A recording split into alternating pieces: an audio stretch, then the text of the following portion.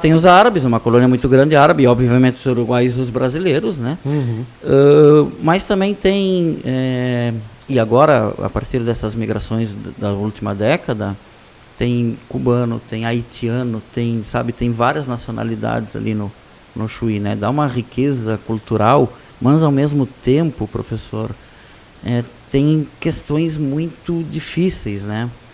Por exemplo, aqui perto, tá? A questão de 2 quadras aqui de onde a gente está, tem uma família de cubanos que mora ali, né? E eles estão com uma dificuldade enorme, por exemplo, de conseguir emprego, entendeu? E de se encaixar, né, a viver aqui, entendeu? E quem está aqui também não foi preparado para receber quem veio de fora, claro. Sabe? Tem toda essa situação, né? E as regiões de fronteira, e principalmente essas regiões em que tem essa profusão de não só de cores de pele, mas também de culinárias, de práticas religiosas, etc. Esses choques, eles são naturais, eles são difíceis de resolver, né?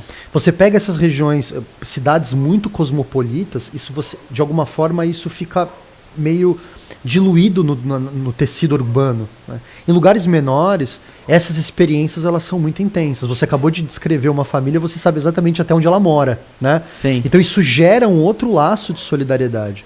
Isso pode ser visto de um lado como uma coisa complicada, até pela capacidade de inserção dessas pessoas na nossa sociedade.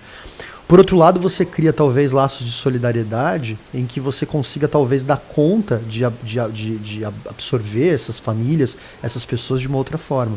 Nesse aspecto, a comunidade árabe é bem curiosa. Não só árabe, mas como a comunidade muçulmana aqui no Chuí e em Santa Vitória.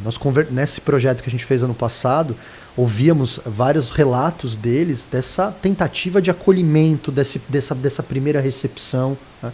Que é uma coisa difícil, mas tem que ser feita de maneira organizada. Claro, mas aí também porque eles estão há muito tempo já aqui, né? Sem então dúvida. Deu tempo de se organizar já, Sem né? dúvida. Tem clube árabe no Chuí, por exemplo. Sem dúvida. Eles já estão, 40 ou 50 anos aqui. Talvez. Isso faz diferença, né?